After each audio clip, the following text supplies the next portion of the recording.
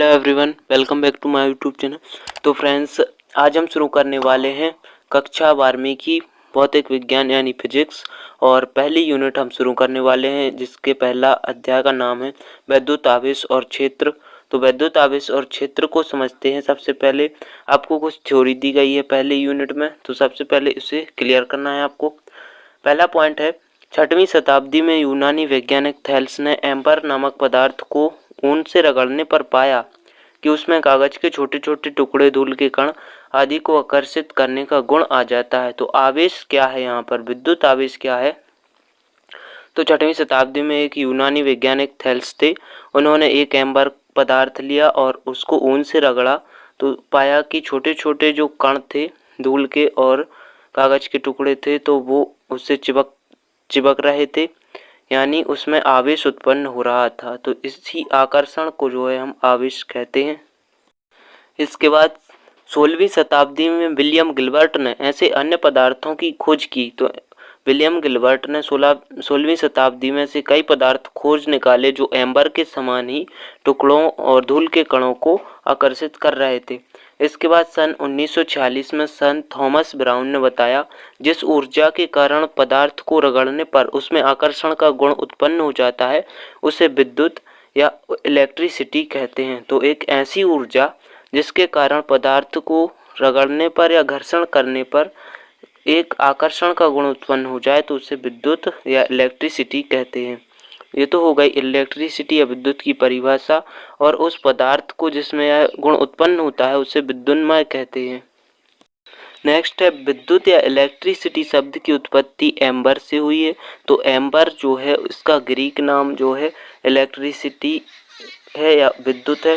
तो इसकी उत्पत्ति किससे हुई? एम्बर नामक शब्द से। इसके बाद हम लोग जानते हैं वैद्युत आवेश क्या होता है।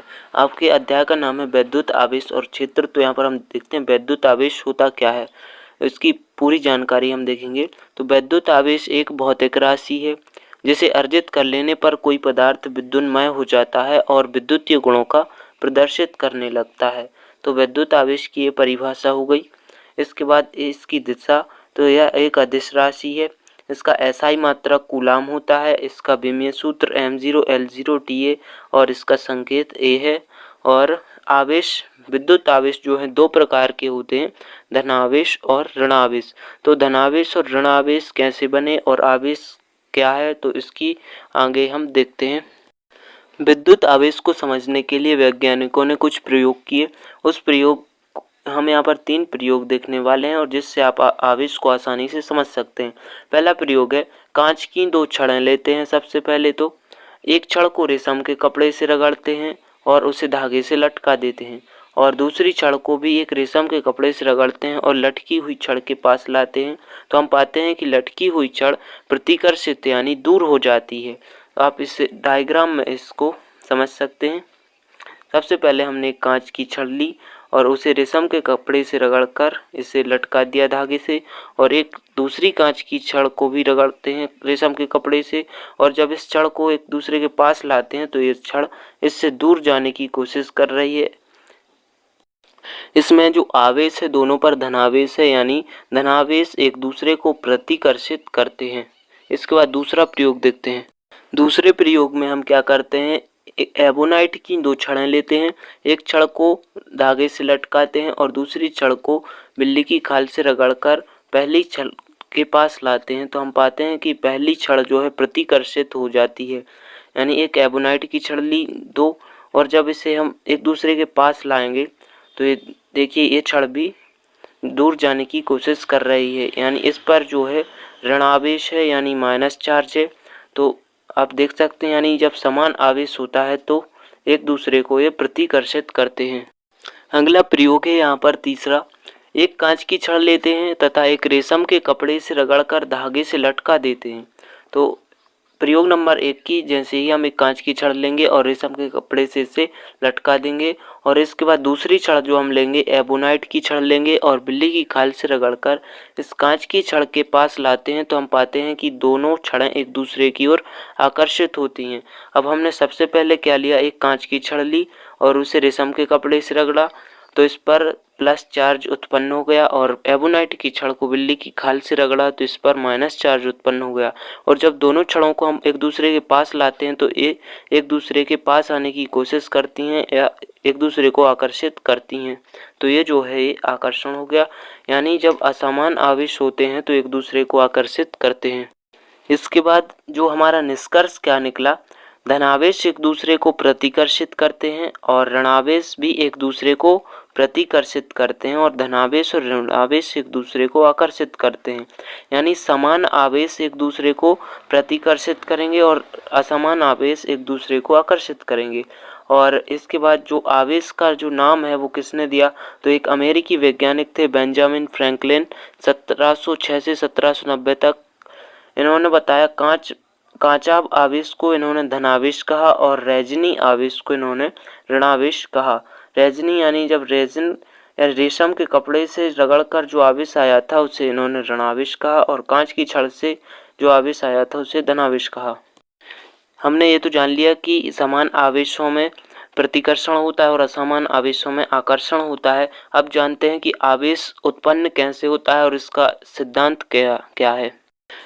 हमारा नेक्स्ट टॉपिक है आवेश उत्पत्ति का इलेक्ट्रॉनिक सिद्धांत। तो इलेक्ट्रॉनिक सिद्धांत को समझने से पहले आपको कुछ बेसिक बातें पता होनी चाहिए एक परमाणु के बारे में।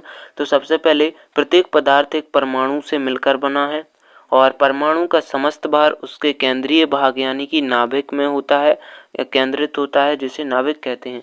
नाभिक में दो प्रकार के कण होते हैं। कौन कौन से कण होते हैं? प्रोटॉन होता है और न्यूट्रॉन। प्रोटॉन यहाँ पर धनावेशित कण होता है और न्यूट्रॉन उदासीन कण होता है।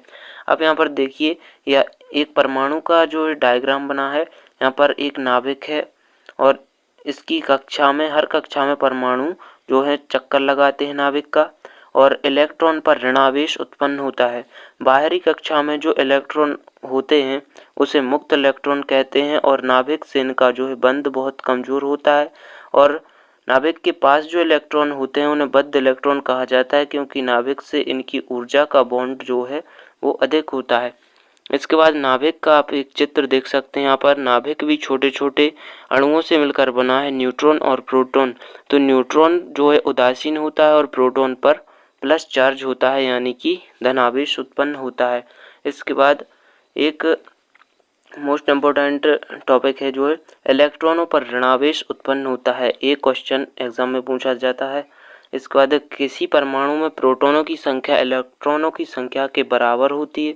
तो किसी भी परमाणु में जितने प्रोटॉन होंगे उतने ही इलेक्ट्रॉन होंगे, और परमाणुओं में दो विपरीत प्रकार के आवेशित कण होते हैं और विद्युत रूपण या उदासीन होता है। यानी दो कण जो हैं विपरीत आवेश के होंगे और फिर भी यह विद्युत रूपेण उदासीन होगा। इसके बाद किसी पदार्थ में मुक्त इलेक्ट्रॉनों के कारण आवेश उत्पन्न होता है। तो आवेश कैसे उत्पन्न होता है? मुक्त इलेक्ट्रॉनों के कारण, यानी फ्री इलेक्ट्रॉन्स के कारण जो है चार्ज उत्पन्न होता है।